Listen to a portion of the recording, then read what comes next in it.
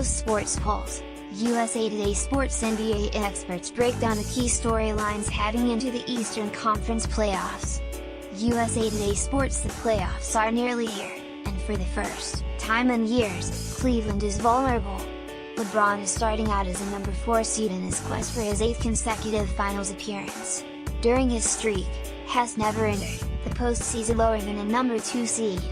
Toronto is the real threat, as are the streaking Philadelphia 76ers.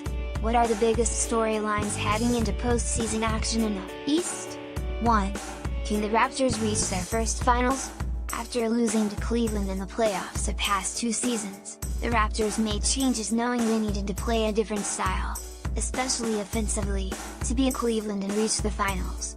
They are deeper, more talented, less predictable, and not as reliant on all-stars DeMar DeRozan and Kyle Lowry, and the Raptors excelled, setting a franchise record with 59 victories. The contributions come from several players, a testament to coach Dwayne Casey, his staff and the players. The Raptors didn't finish the season well, but that doesn't ruin an 82-game body of work that made them the only team to finish in the top 5 in offensive and defensive rating. They have a great chance to win the East. They've been up and down all season, with their top players and without their roster, and with their head coach and without their head coach. But this much is true: LeBron James has been fantastic all season and dominant since February 1st. If he continues to post triple-double type numbers in the postseason, the Cavs will be tough to eliminate in the East. Cleveland can score, that's not an issue. But its defense has been problematic most of the season. Maybe the Cavs' offense is enough to drag them to the finals, but perhaps their defensive issues are just too much to overcome in the East this season. More NBA 3. Will Brad Stevens work wonders with injury-riddled Celtics? Imagine if the Celtics had Kyrie Irving, Gordon Hayward, and Marcus Smart. Well, they don't have Irving and Hayward for the rest of the season, and Smart could return at some point later in the first or second rounds.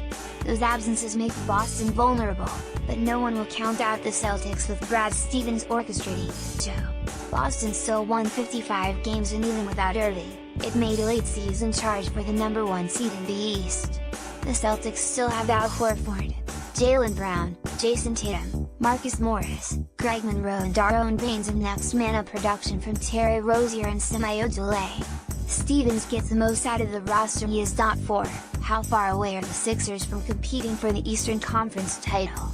The third-seeded Sixers are the hottest team in the East, entering the postseason on a franchise record 16-game winning streak. Since January 1st, they have the East's best winning percentage. They have a mix of young stars: Joel Embiid, Ben Simmons, Dario Saric, veterans: JJ Redick, Jared Bayless, Ersan Ilyasova, Marco Bellinelli, Amir Johnson, and quality role players: Robert Covington, TJ McConnell, and rookie Marco Fultz is showing signs of becoming ultra-productive after dealing with a tough shoulder injury. Brett Brown can coach, too. This is a fun, talented team. Are they ready for a bigger stage? We are about to find out. 5. Can a lower seed cause damage? Washington, the 8th seed, can play with anybody when focused. But they've been too inconsistent all season, especially lately. At one point, the Wizards were 4th in the East. Granted, the injury to John Wall didn't help, but as recently as last week, coach Scott Brooks said the Wizards were playing selfish basketball. They're trending in the wrong direction headed into the playoffs. Miami is well coached by Eric Spoelstra and have the versatile weapons, especially defensively, and experience to make it difficult for Philadelphia. Led by all-star Giannis Antetokounmpo, the Bucks can give short-handed Boston problems. And a first 7-2 upset? It's possible. Follow USA Today Sports' Jeff Zilligan on